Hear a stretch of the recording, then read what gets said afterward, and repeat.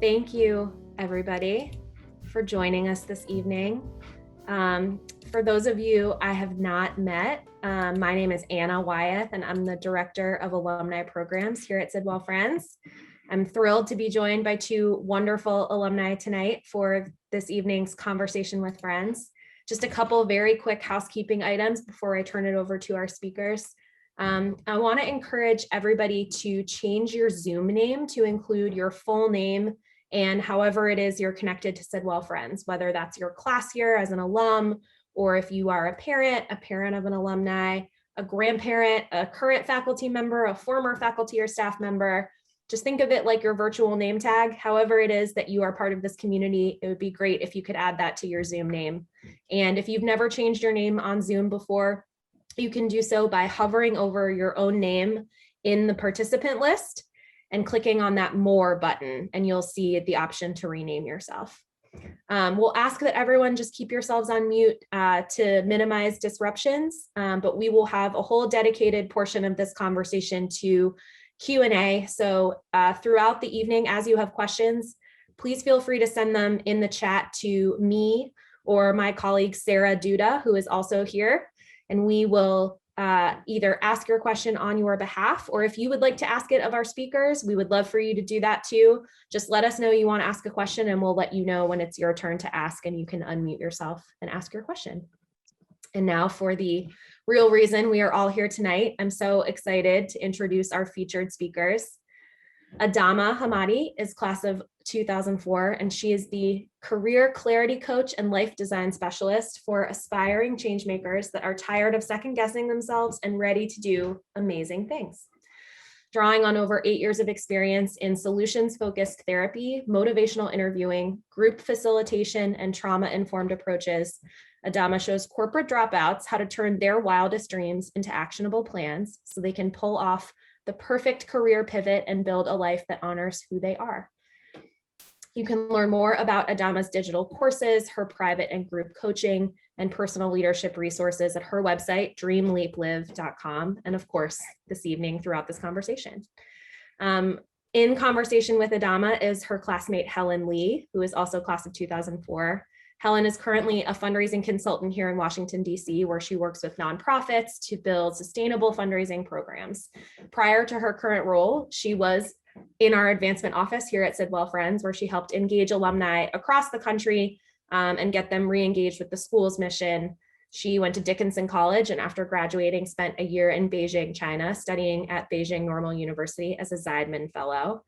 A self-aware perfectionist and a longtime sufferer of imposter syndrome, Helen spends her days speaking with her best friend for life, Adama Hamadi, about how to get out of her own head so she can live her best life. And without further ado, I'm going to turn it over to Helen and Adama for this wonderful conversation. Thanks, guys. Yay. Thanks, Anna. Hi, Adama. Good to see you. Hey, girl. I'm sorry we can't all be in the same room together. It makes me not so sad because I am an introvert, but I know it makes you particularly sad as an extrovert. So hello, everyone. Welcome to this virtual conversation. I'm glad to be here. Thanks, Anna, for that great background. I think I'm just going to dive right in. Adama, I know part of your work, you work with a lot of entrepreneurs. And the big question, I think, that will kind of tie into all aspects of this conversation is, why entrepreneurship? What led you to entrepreneurs? So I want to make very clear, I work with high octane, high performing, visionary women that have big dreams, little patience, lots of mind drama. And I've found that it's easiest to find women that fit that when they're navigating a really big leap career-wise. So I went through a lot navigating how I was going to leave my 9-to-5 to do solopreneurship. And I found that the mindset management work I've done with myself applies best to women who are also navigating that leap. So entrepreneurs feel like a natural soulmate client for me. But I don't only work with entrepreneurs. I just prefer to work with entrepreneurs. And I think they really get that special flavor of fear that comes from leaving your 9-to-5 and working for yourself. So I have the most fun working with women that are working through that. So I want to dive in a little bit deeper. You work with people who are, I think, particularly carrying a lot, trying to achieve a lot. How have you seen this virtual environment kind of affect your clientele, women generally, and I guess people generally as they approach you with how to address certain issues or how to get through day to day? I think that the pandemic has put women who are used to excellence in a very strange position. So women that are used to performing at a really high level are freaking out now because they don't know if they can keep up the same pace they used to have before COVID hit. And a lot of women are coming to me feeling the pressure to handle the emotional labor, childcare, household maintenance, and still be good employees while in a situation they've never had to be in before. And so I think women that struggled to set boundaries before COVID are really having a difficult time now when there's so little hard cutoff between when work starts, when work ends, when home starts, when home ends. And so women are really in their heads about what they're supposed to be doing next, how they're supposed to approach work, how they can find balance. There's a lot of time management questions. And I think that's all coming up because what does time mean in quarantine? What does time or free time look like when we're not actually free because we're trying to navigate this pandemic? So that is coming up a lot. And I think women are feeling forced to give their best at work and then give whatever's left to the people they love. And that's an awkward space to be in. And I'm asking for tips, right? And we talk about this a lot. I personally go through this a lot. When you're in a position where you're not performing your best, particularly if you're a type A perfectionist, kind of going through and trying to achieve these goals, what do you find is useful to kind of take a step back? Like, what do you recommend for women who are in that position, or anyone who's in that position who might need space to refocus and rethink how to address, life, right? Everything's different than what we're used to. Yeah. One of my favorite things to say to clients, which I will offer up here, is time management is much less about time than it is about managing your inner critic and managing other people's expectations of you. So if you could give yourself permission to not be superwoman, but instead be super intentional, then you won't feel the same pressure that you're feeling. So if there is a worry about balance or finding space, we first have to think about the stories we're telling ourselves about why that has to be hard. The stories we're telling ourselves about why we're not entitled to our own time or why anyone else might be more entitled than we are. And once we're clear on, oh, this is where I got the idea that my time doesn't matter, then we get to choose something else. We get to choose a reframe of, I learned here that women are supposed to sacrifice everything for their family, but I'm choosing instead to serve my family powerfully by making sure that I have the space I need, and then I get to them. And once we've made that decision to think about things differently, then we can design our days and our relationships to honor that decision. So if we're willing to be super intentional, we don't need to be superwoman. We don't need to be infallible or perfect or on top of everything. We get to then be burnout proof because we're focusing our time and using our attention with intention. So we're not scattered and all over the place. Great. Something that while you were talking made me think like, and you see a lot of conversation around this, particularly as it pertains to women, is this idea of imposter syndrome, right? So how do you tie the notion of thinking, okay, I'm just pretending to be good at something. I don't actually know if I'm an expert in this, but I need space and I need boundaries. Where can someone start to find that balance? How do you approach battling both those things? I need space. I don't want to be burnt out, but also at the same time, I want to do a good job because I don't actually believe that I can do a good job, but I want to prove that I can. So I've learned that burnout is what happens to us when we live like we have something to prove. And so the first step of building a burnout-proof life is deciding that your worth isn't on the line. And that way you have a lot less pressure and a lot more opportunity to share your gifts, leverage your gifts, do what comes to you naturally, but not do it out of obligation or to prove yourself to anyone. So imposter syndrome is to be expected when you get to a certain level. The more you challenge yourself, the more you're up leveling, the more advanced you want to get in your career or in any area of your life, the more you're going to wonder whether you belong there. It's a completely natural impulse to wonder if it's safe to be at your next level. But if you want to get rid of that imposter syndrome, or at least if you want to move through that imposter syndrome, it's your job to make it as safe as possible to go to that next level. So our brain's first job and most important job is to keep us safe. Basic neuroscience. It's our most important job, to keep us safe, to keep us alive. To our brains, familiarity feels like safety. So if you want to make it safe to try something new, if you want to make it safe to go to a new level, you need to familiarize yourself with that new level. You need to be around people who are there all the time. You need to be studying and researching and doing the work to familiarize yourself with what that next level looks like.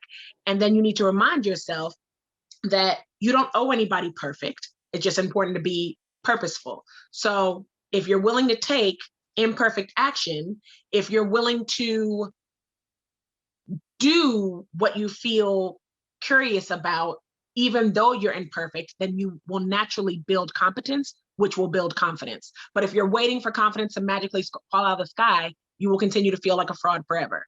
And also, feeling like a fraud is not the worst thing in the world. That's, I think, important to remember. Feeling like a fraud is not the worst thing in the world. I know that comes up a lot for me, so I appreciate that reminder. When we're looking, and you mentioned something that I think is important to remember also, which is feeling like an imposter when you level up is important. So challenging yourself and feeling like you don't belong here just is very indicative of the fact that you are moving through and growing. So I love that point too. Thank you. As we look to, I've grown in my career over the years, and I hope to continue to do so. Time will tell. But I'm curious, for people who start to want to take the role of a mentor or help younger generations think about how to approach dealing with imposter syndrome or creating the sense of community around people who are helping you level up. Do you have specific tips for people in that position who want to help, who want to be, I guess, mentors in that way? Yes. I think the most responsible thing a more veteran leader can do if they're trying to mentor younger leaders is own their influence and understand that everyone that's looking up to them doesn't care what they say because they're busy watching how they live. And so it's really important when you own that influence to walk your talk, to be taking the advice that you are dishing out to others, and to make it safe for people to follow your example. So I think that if you are already a leader and have been a leader for a long time, if you are anyone that people look up to, you have to own that you're a walking, talking behavior template. And the people that you're serving or the people that you want to serve are naturally going to watch what you're doing and how you're living.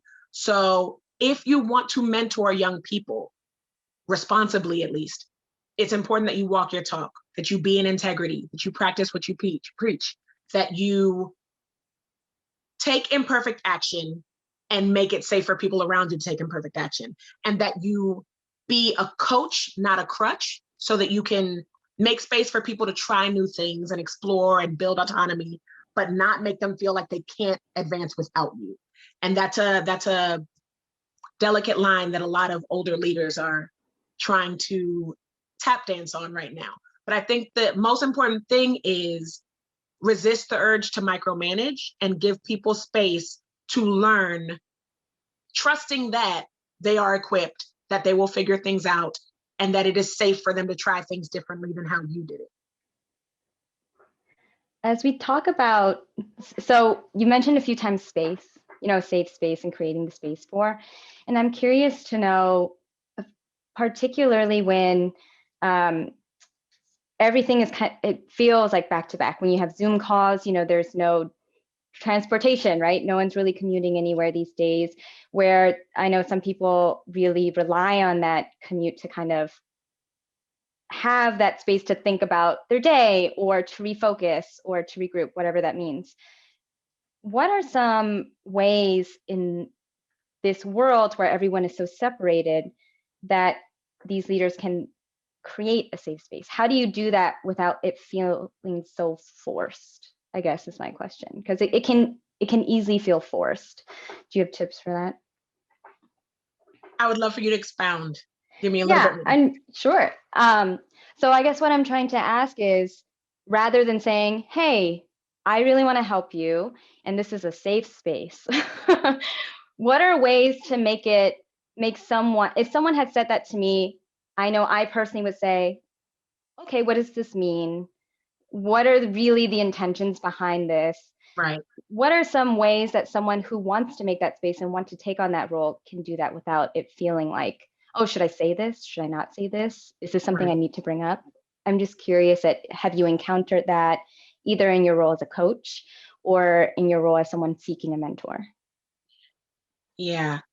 The easiest way to make the space safe is to do less talking about how safe it is and actual modeling and allowing. So my ears tend to perk up in like I don't know about this. When someone says, this is a safe space, this is a safe space, it's like people know that's the terminology they're supposed to drop. People know that's the language they're supposed to use. But there are a number of subtle ways that you can make the space safe for emerging leaders. So amplifying people's voices, making sure that when someone says something, whether you agree or not, making sure that they feel heard and appreciated, even if you didn't agree, so they then feel it's safe to say something again the next time. Giving people a little more leeway with how they execute a project is a really important thing. I know micromanaging is a very big thing for older leaders, not because they're being malicious, not because they don't trust, but because they want to make sure the bottom lines are met. They want to make sure that the organization is protected and taken care of. And I think that it would be helpful in trying to make the space safe for younger or emerging leaders to protect the self-expression of people that are daring to be creative, to make it okay for people to do things differently and give that little bit of trust. Like, I see that I would not have done this project this way, but I appreciate how you went about it. Giving actual validation and acknowledgement of difference. And I mean, those are ways that I'm thinking right now that come up the most often, but I think micromanaging is a really big way that even the most well-meaning managers or leaders alienate, isolate, and make people feel unsafe in their positions. So definitely just literally giving people the space and leeway to be who they are, acknowledging and validating that out loud, amplifying people's voices, asking for their opinions, and actually implementing what is offered. And including people in the decision making, I think, are all different ways that people get to know that they are safe being who they are and trying new things. I'm going to flip that a little. For people who are in a space that they don't feel safe, right, where they maybe are dealing with either a supervisor or a colleague who may not be open to creativity or suggestions, how do you recommend approaching that when you know it's not a safe space, or you know that maybe you've experienced, not knowing, right, but you've experienced in some way, shape, or form that maybe your ideas are not welcome or they won't be heard? What do you recommend, or how do you approach situations like that so that you can make sure to set those boundaries for yourself, but you're also maybe at the same time combating all the whether it's the mental load that you have at home because you have a family to take care of, or it is this idea that you are really leaning into, I'm not an imposter, but I feel this way because it's natural. How do you create that safe space for yourself when it doesn't exist? The first thought that came to mind is when I think about common threads between clients that were full-time employees and then transitioned into solopreneurship, the number one thing that came up was we didn't quit our jobs, we quit our managers, we quit the leaders, we quit the people that were in charge. And I think if more, I want to say admin because I worked in school, if more top organization leaders understood that, they would be a lot more intentional about making sure people know that their voices matter, that they are heard, that they are seen, and that what they want is going to be taken into account. But I do think, I think this is where emotional intelligence and self-awareness comes in. And I feel that even the most patient and open-minded people get fatigued trying to navigate a space in which the leaders don't do the work to figure out who they're dealing with or what they're dealing with. So it feels easier for me to answer from top down, but if you are in a space where you feel that your voice is silenced, if you are in a space where your contributions are not acknowledged, or where your influence is diminished or your autonomy is squashed, it is important that you feel, it's important that you attempt to communicate what you would need to see in order to continue performing at your highest level. But it also feels violent of me to say that you should talk to your leader if you're speaking to a leader and the leader continues to ignore you. After all, the most aligned thing for you to do is distance yourself or find another position or find something else. I know that it can feel really defeating or deflating to say to someone, well, just talk to your manager, just talk to the leader, because that isn't always safe. We've seen over and over again, people get punished for speaking up for themselves. And so it's important to note, is this person emotionally intelligent enough to receive from you that what they're trying isn't working? Is this person cognizant of their impact on the people working underneath them? Does this person understand how their power and privilege plays into the morale and the dynamic in the organization? That requires a lot of research, honestly, and it requires a lot of understanding whether the people in charge even know their impact, because everyone doesn't. That's heavy. It is heavy. Let me know if you need me to clarify anything. But there are a lot of different branches that my brain was going to there. Yeah, I guess what stuck out to me is when you talked a little bit about power and privilege. And I'm a little curious because those can manifest itself in so many different ways. Right. And what I'm curious to know is how have those come up, I guess, when you are talking to clients? Yeah, I'm just gonna leave it there. How have those come up when you've been talking to clients? So the majority of my coaching clients are Black women. And due to the intersections of identities that Black women live in and show up as, they may experience microaggressions at the workplace at a much higher level than many other people. Many other people do. And when I say microaggressions, I'm referring to the subtle statements or energy shifts or assumptions that are made about someone from a marginalized group that can make that person feel outed or singled out or mistreated. And I know that a number of my clients mention how frustrating it is to feel not just like an imposter because they're advancing in a career like everyone else, but like they can never assimilate enough. They can never do enough to prove that they fit the mold, and the mold looks like someone that they know they will never be. And so they feel like there's no point in even trying, or they absolutely have to do the most.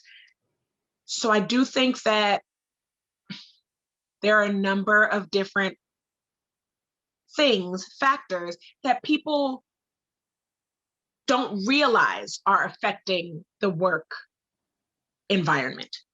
So if we think about racism, if we think about sexism, heterosexism, transphobia, homophobia, xenophobia, there are a number of different things that are affecting people's experiences at work. And when you are at a place where you've never experienced any of these forms of discrimination, you don't realize how the things you say or don't say make people around you feel unsafe. And so when someone comes to you, if they even have the courage and bandwidth to come to you and approach you about what you said or not said, there can be a defensiveness that makes people decide, you know what, I'll never bring this up again. I'd rather just leave. And I think if we were willing to pay attention to that, retention rates would be much higher.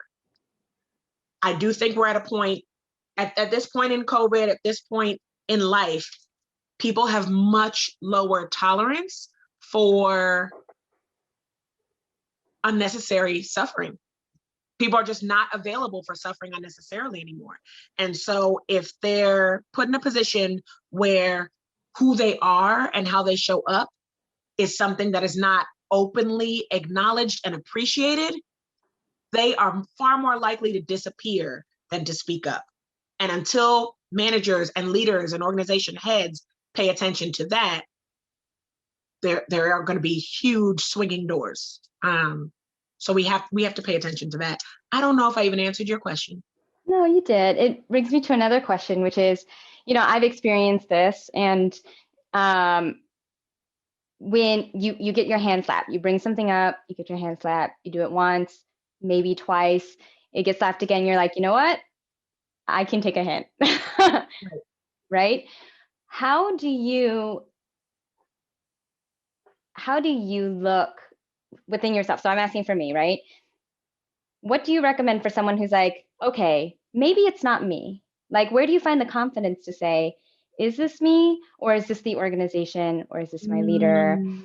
Should I speak up again? Because that's a little bit of that imposter syndrome, like peeking out and saying hi is, oh, okay, I wasn't qualified to do this anyways, so maybe this just isn't welcome here. And I'm curious to know, it's a very fine line, right? And you can't always depend on whoever's in the organization for that leader to kind of step up and do that. And so I'm curious, as you talk a lot about kind of protecting your space and creating those boundaries, how do you protect that? How do you protect that confidence within yourself to say, you know what, I know I'm right, and it's not respected here, and I get that, but not to bring it back on yourself and say, okay, I'm actually not qualified to make this recommendation? I think there are a couple layers to that question. I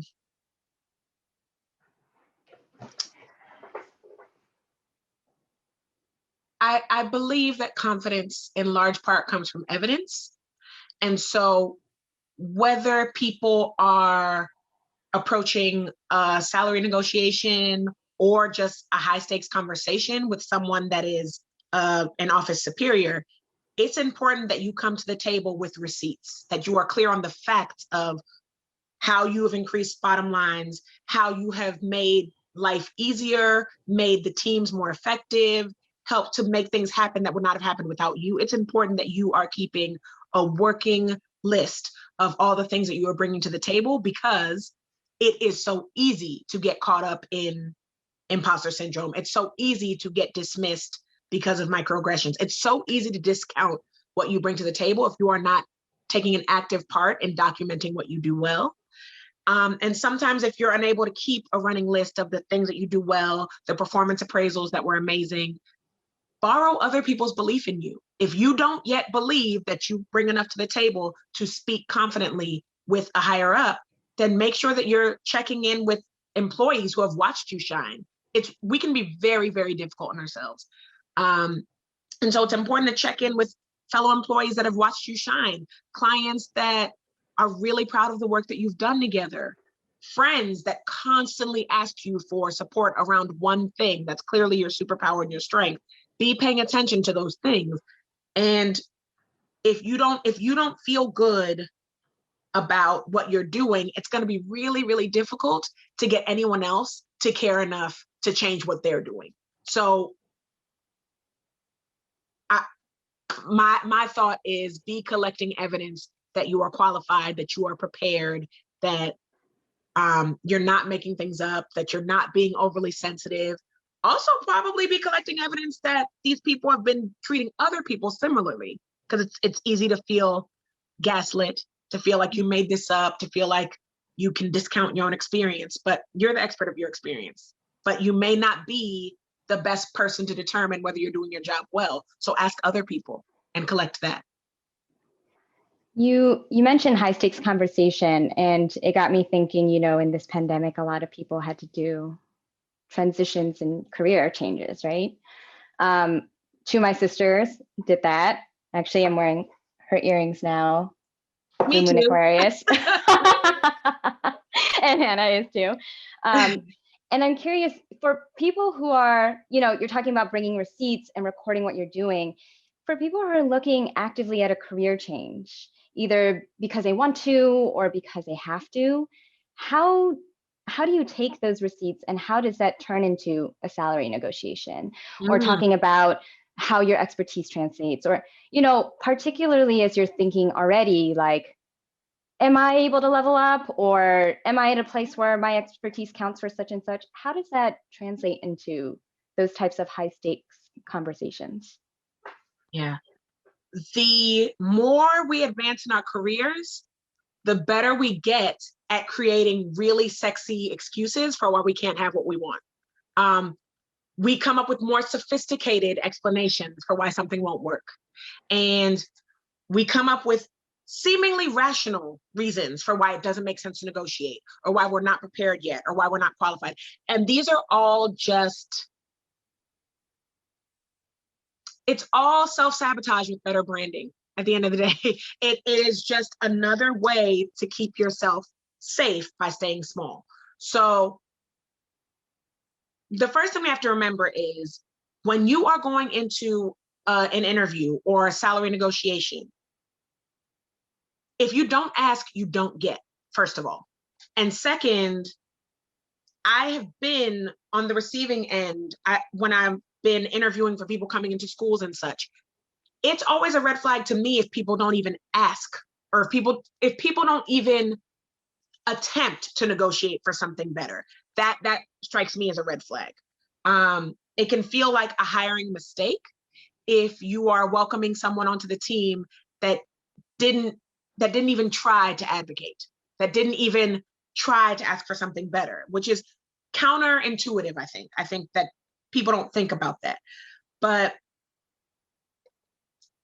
it's in our best interest to, like I said, be collecting evidence of the impact that you've already had on people, to be collecting evidence of the influence that you have and how you make people feel and how you do things that make organizations more effective, more efficient, what people have praised you for. And while there are a lot of different ways to navigate a transition plan into a job that you don't feel you have enough expertise for, the first thing is to be imagining that perfection is not a requirement. You don't have to be 100% perfect in order to be qualified. It is your responsibility to be collecting as much evidence as possible that you're better than the next. That's it. Not that you're perfect, not that you are flawless, but that you are bringing something to the table that is going to bring value. How are you already contributing value? How does what you already do naturally and effortlessly make this better? That's what you need to be focused on. And also understand that if you lead from the energy of apologizing for who you are rather than embracing and owning who you are, then you're not going to get offered a higher salary either. Awesome. Something that you've taught me particularly through this indoor time, as I like to call it, is the importance of habit. And I know that is a big one for you, particularly when and we talked a lot about kind of boundaries and things like that. I'm curious, what habits do you have that bring you energy and power when you're thinking about setting up your day or help you focus? And what are some others that you might recommend that people explore as they try to really be intentional with their time? Yeah. The first thing that comes to mind is protected thinking time. So we are in the noisiest time in history. There's so much noise right now. There are so many things vying for our attention. There are so many buzzes and beeps and clicks, and with social media and us being inside all the time means we're also on social media all the time. And if we're not careful, our thoughts are running off unsupervised or being, just at the whim of whatever we see in our screens. And so the easiest way to make empowered decisions on your own quickly is to practice listening to your voice first. So if you take away nothing else, if there are no other habits that you instill or install, I would definitely suggest having protected thinking time first thing in the morning when you wake up first thing in the morning, before you check your email, check in with you. How am I feeling right now? What is top of mind for me? What needs to be released or vented or dumped before I interact with anyone else? So when you're having that check-in time, when you're just thinking like, what do I want for my day? What do I not want for my day? How am I feeling? And what would I like to shift in how I'm feeling? Journaling can be really powerful. Now, I like to coach the woo adjacent and the people that are really into the woo-woo abstract, airy-fairy stuff. But if we're thinking of just the practicality of a stream of consciousness brain dump, literally writing what's in your mind in paper helps to clear up precious mental real estate so you can focus on other things later. So if you wake up feeling heavy, feeling emotionally loaded, it can be really powerful to write out what is bothering you, what is top of mind, what's distracting. So then you get to focus later. And if you don't do anything else, just practicing emptying your mind and checking in with you before you check your email will do two things. First of all, it will help you to start recognizing what your voice sounds like over everyone else's. And second, it will stop training other people that their agendas are more important than your own. When you check your email first thing in the morning and you're responding to emails before you've done anything else, people are trained to expect that you're always available, to expect that you will answer what they need first. And so it's just really important to let people know, I honor what you're saying. I understand this is important, and I'm not available until my mind is clear. I'm not available until I've taken care of whatever I need to take care of. And of course, there's some pushback there, but the people in my life do not call me. People do not call me before 10 o'clock in the morning. If they email me, they understand I probably won't get to it until about 1 at least. People have come to understand that because of how consistent I've been. Consistently making sure that my phone is on do not disturb. So even if you wanted to reach me, you wouldn't, because I need to listen to me first before I listen to other people. So that protected thinking time is huge. If you don't do anything else in your morning routine or your evening routine, that is important. And I also want to emphasize that the power of your routines is not in the individual elements. It's in the faith and certainty and self-belief that you build by protecting that time. So it's not really about what you do. It's about the fact that you're committed to having time just for you. For people, me, who might find that challenging to implement right off the get-go, are there small steps that you can recommend taking? Like, rather than just sitting down with a sheet of paper and just doing that, how much time do you recommend doing that for? And what does that look like on a step-by-step basis for someone who's, just exploring what this looks like? I'm guilty of that. I roll over in bed and I open up my email and I look at my calendar and I'm like, all right, I have 30 minutes to get a coffee before I have to hop on a Zoom call. I've met you before. So, so I'm curious, like, what do you recommend in that case for people who are like, oh, I don't have another 10 minutes to do this, or I don't have the 30 minutes to set aside. I don't have, right? Right. What are ways to combat that feeling of like, Yeah, I can't make space for this? yeah. That again that's another, I call them invisible scripts. That's a story you tell yourself and something you've gotten really good at thinking. So you say, I don't have the time for this. I don't have that luxury. I'm not allowed to. If you are committed to that thought, you get to keep it. If you're interested in thinking something that feels better, I invite you to try on a new thought, which is, I'm not used to taking 30 minutes for myself. And so this may be difficult, but instead of 30 minutes, I'll take 7, right? So I'm hesitant to say you need to take 30 minutes every day because people will immediately resist that, right? Maybe you don't need 30 minutes, but you need something that is just yours before you check your phone. So even if it's literally, when I wake up, the first minute belongs to me. That first minute, I am paying attention to my emotional experience right now. I am giving gratitude. I am saying an affirmation. Whatever, each person has a different thing that's going to work for them.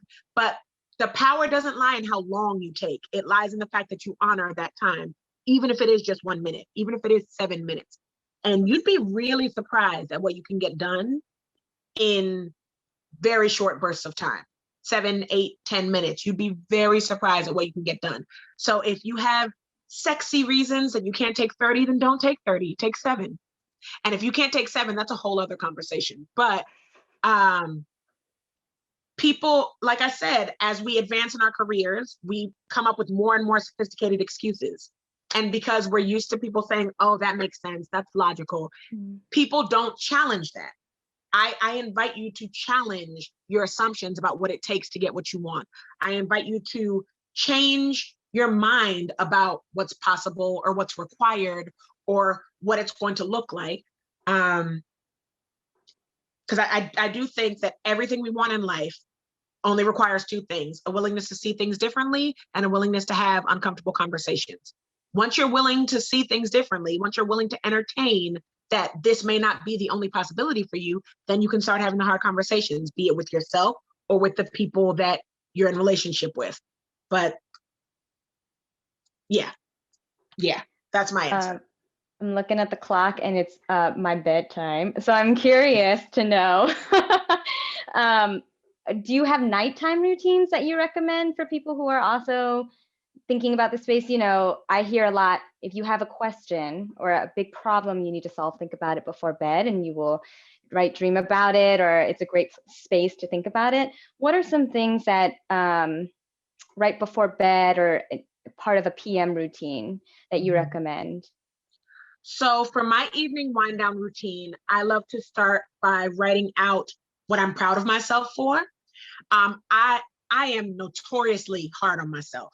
Like, there are a number of, I am very, very difficult on, girl, you had 20 things on your to-do list and you only got 19, right? And that's not sustainable. It doesn't feel good. It's not fun. And so rather than looking through the to-do list and saying you should have done this, this, and this, I instead think of what I did get done that I'm proud of. Or even if they're little things, even if they're not things that other people could quantify or look at, these are things that I'm proud of myself. For example, Adama, I'm proud of you for not cursing out this person at the grocery store, right? Adama, I am proud of you for asking for help with this one thing that would have normally been very challenging. Literally just affirming myself and making sure that I'm writing out the things that I did do and the things that did work out for me. I also like to I'm all about collecting evidence because confidence comes from evidence. I like to collect evidence that I'm on the right track in my career. I like to collect evidence that, things are advancing and that business is growing the way I need it to. And I also like to tell my brain what to focus on while I'm sleeping so that I can kind of direct my dreams. I can have wild dreams. And so I like to kind of plant those seeds in my subconscious mind of like, this is a problem we'd like to solve while we're sleeping. Brain, get to it. Like, we have things to do, get to it. So those are things that I definitely like to do. My brain is overactive, especially during COVID. And so I have had to be especially intentional about telling my brain what to do, because I know a brain is like an unsupervised toddler. If you don't give it something to do, it's going to find something to do and you likely won't like what it does. So I have to train my brain to do what I want it to do and work with me so I can get what I want quickly without all the drama, without all the extra. So when I'm shutting down for the day, I make sure that I say something I'm proud of, give the signs and evidence that I'm on the right track, and then the problem that I want resolved in my sleep. Awesome, thanks. I think we're taking questions from the chat now, and I'll let Anna handle that portion. Hi. Just a reminder that if you have a question, I'm going to open the chat up fully. So if you have a question, you can send it to me in the chat. If you'd like to ask your question, just let us know and we can call on you. I do have a couple that came in. One is around sort of future outcomes. So this comes from a classmate of yours, from Jason Edwards. Hi, Jason. Hi, Jason. And I'm going to read directly kind of what he wrote. So he wrote, I'm also curious about how insecurity around expectations of future outcomes, i.e. potential earnings, affect people's hesitation to change fields. What realistic salary and expertise implications should be considered when you're pivoting between an existing career and a new field? Okay, I think we started answering that. Helen, did we answer that? I think we started. So I think we hit it more on like coming to a negotiation, right? But when you're thinking a little bit more broadly in terms of maybe going from a 9-to-5 to something more on your own, is there any advice you have around that? So I invite you to challenge your assumptions about what realistic is. I think that, again, we are really good at convincing ourselves that it is safer not to try new things. And so when we tell ourselves, oh, it's not realistic to go after this goal, or it's not realistic to expect this salary, or it's not realistic to switch fields, it's like, according to whom? Like literally, according to whom is it not realistic? And if a vision, an idea, an aspiration, if something continues to visit you in your dreams, if it continues to haunt you, if it continues to feel top of mind, then it would be unrealistic to ignore it, right? So your work is to train your brain to work with you as you're going after this dream, which means you're going to want to be, so I have 4 tools that I like to offer people to train their brain. So visualization, reframing, embodiment, and repetition. You want to visualize what it's going to look like to already be on the other side of this challenge. Be rehearsing in your mind what it's going to look like and how it's going to feel to be in this new industry, right? So you're giving your brain visual cues to work to. This is why vision boards are important. You're giving your brain visual cues to be looking for in order to like bridge the gap and do the problem solving for you. Reframing, change your mind about what success has to look like. Change your mind or be willing to see it differently about whether you owe anyone realistic. Realistic is something that everyone offers you, but is that all that's possible? Do you want to be realistic or do you want to have something awesome? We could be realistic. Is that fun? Is that what you really want? Probably not. So that's reframing. Embodiment is about looking like what you claim you value. So if you are looking into a new position and you want to practice embodiment, you want to make sure that the decisions you make, the relationships you're in, the things you say match the life that you're trying to move into. And then repetition is about doing whatever it takes over and over and over again and showing up consistently so that it has no choice but to find its way to you. So I know that answer is not like cute packaged with a bow, but this whole idea of being realistic, was it realistic that we would all be stuck in the house for 87 months? Do you know what I'm saying? Like, that wasn't realistic, but it happened, right? A lot of things we assume about life, we found out are largely negotiable and can be fixed and bent and changed. So be willing to change your understanding about what's possible for you. Be willing to Change your mind about whether you owe the world realistic. You don't owe the world realistic, but you owe yourself self-expression. You owe yourself self-actualization. You owe yourself not wasting your life and getting to the end knowing you could have done something, but you didn't because you didn't have all the steps. Like, you can figure that out. You, Jason, you, very brilliant you, can figure that out. You can't convince me otherwise. Thank you. Yeah. One question that came in was, a lot of what you've said could or should be addressed to workplace leaders. And do you ever do training or conversation with that group of people instead of just individuals that you might coach? I have.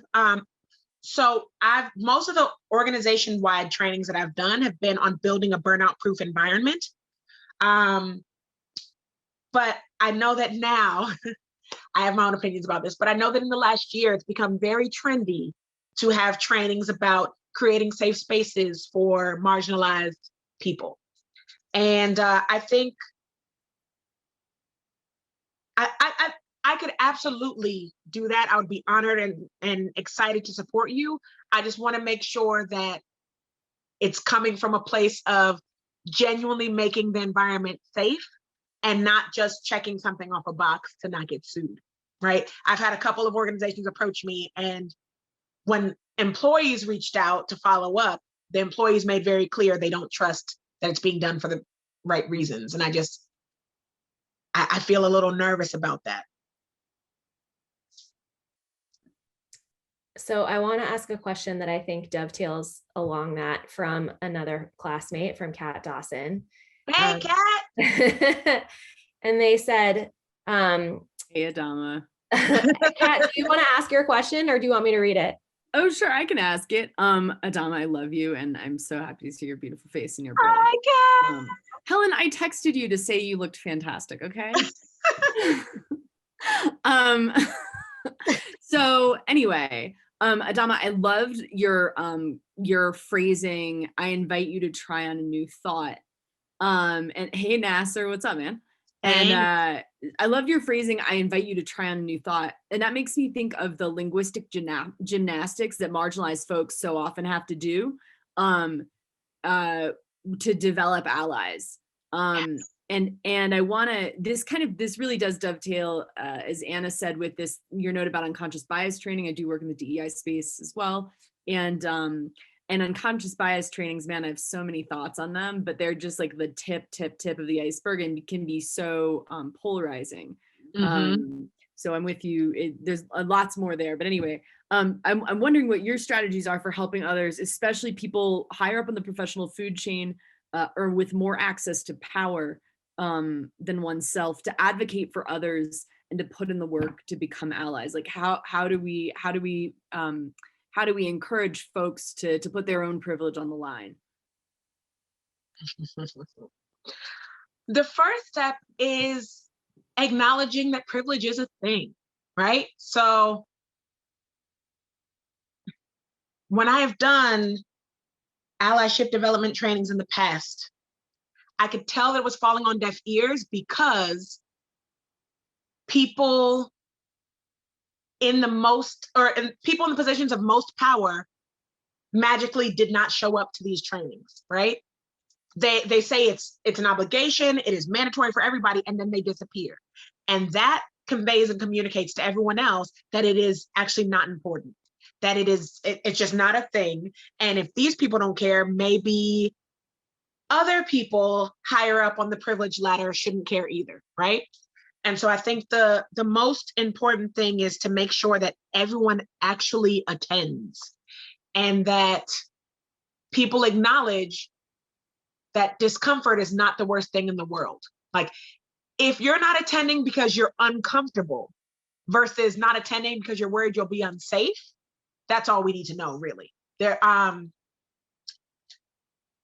could talk about that at length. That's a whole thing, but definitely just making very clear that this is not a choice. You don't get to back out because you'd rather not talk about it, because you not talking about it makes people feel that they don't matter at all.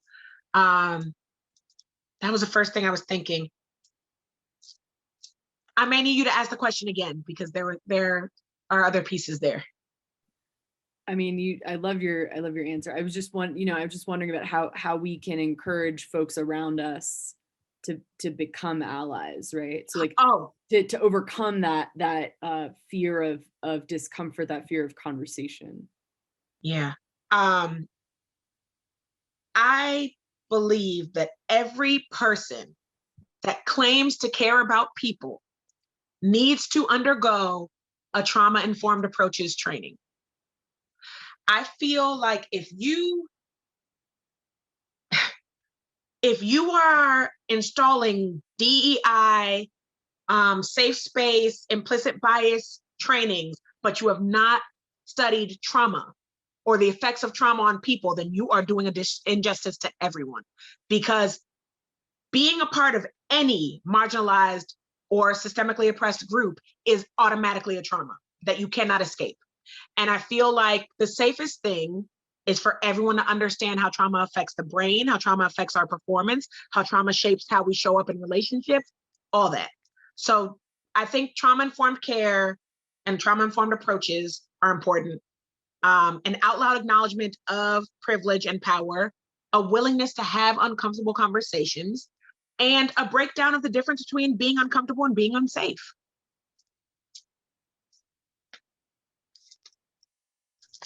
Yay. Thank you. I know we are getting close to our 9 o'clock time here, but I have a couple more questions if you'll entertain them from the chat. Of course. So one question came from not a classmate, but an 03 alum just ahead of you, which I'm now, of course, having trouble. Oh, here it is. Okay, so you talked about how to engage as mentors to others and how to empower future leaders. What do you see as the importance of having a mentor yourself? And even as you advance in your career and your thoughts about that? Yeah, I think that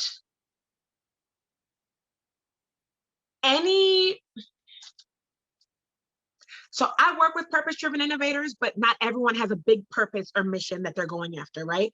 But if you are a visionary of any sort, if you are ambitious, an aspiring change maker, if you are driven to make the world better, the most responsible thing is to get mentorship. The most responsible thing is to study under someone who has created the results that you want to create or who approaches life the way you want to approach life. Because I guess you can only take people as far as you've gone. And so I feel like it shows, to me, it shows integrity to see that someone values their personal growth and their personal development and their personal leadership development. Because no matter how brilliant you are, no matter how much you've learned and studied, there are blind spots that you will not be able to see on your own. And it's just important to have someone point out the things that you couldn't notice. And so having a mentor, having a coach, having a therapist, my God, having somebody that is going to reflect back your thoughts and show you who you're being to other people is really important if you're going to be responsible for other people. Thank you. I'd love to ask you one more question that's more about you, if you'll permit this one last question. This came from Molly, who's 03. And she wrote, in high school, you were able to articulate courageously and effectively the discrimination and fear that you experienced from other students post 9/11. The way you were already speaking your truth to all high school meetings for worship that included administrators inspired me to push against my own fear that I don't have the tools or smarts to tell my truth to others. What planted those seeds for you so long ago to speak up early in life? Okay, who asked that question? First of all, because that just took, wow. Molly, that's me. Hi, that's me. Hey, Molly. Hey. Allow me to collect myself because yeah, I know it's been a long time. Wow. So high school was such an interesting time because I feel like I was both nervous about saying the wrong thing and afraid that saying nothing would cause more trouble. So for as long as I can remember, I have felt responsible for speaking up just in case someone else didn't think it was safe to do so. And sometimes my mouth has gotten me in a lot of trouble, but a lot of times, and more times, my mouth has helped people. So it made sense to do. I didn't always say the right things. I didn't always say things beautifully. But I do feel like, also, I mean, it doesn't hurt that my parents are Sierra Leonean immigrants. They're West African. They say whatever comes out and they don't really care to filter. And so even though I have a lot of people pleasing tendencies, but like that skipped right over. They're just like, say what needs to be said and you can filter, clean it up later. So I do feel like, God, I completely forgot that even was a thing. But yeah, it was kind of like, I have a real fear of wasting my life. I have a real fear of not saying something that could have absolutely helped somebody. And so I would rather overshare with the possibility that it assists than undershare and then have someone say, I wish you had spoken up. Yeah, that tends to be how I approach life in general.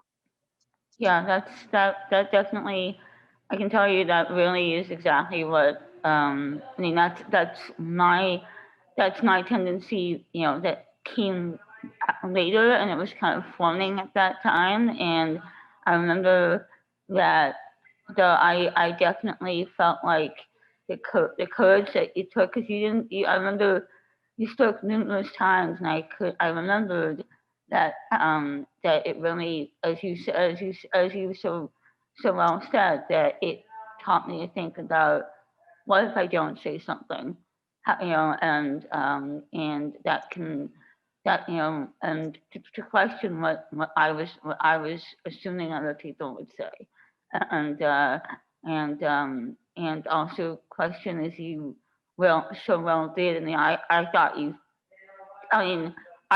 said a lot of correct things.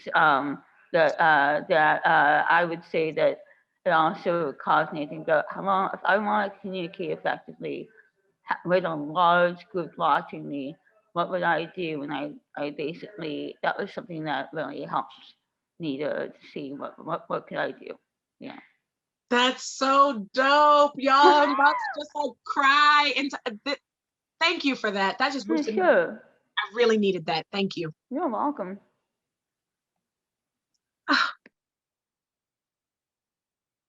On that note, I think we have reached our time together this evening. Aww. I want to give a huge thank you to Adama, to Helen, for sharing your time, your insight, your treasures, your talents, all of it with us this evening. Thank you to everyone who is here tonight for this event. We appreciate you deeply for spending some time with your Sidwell Friends community.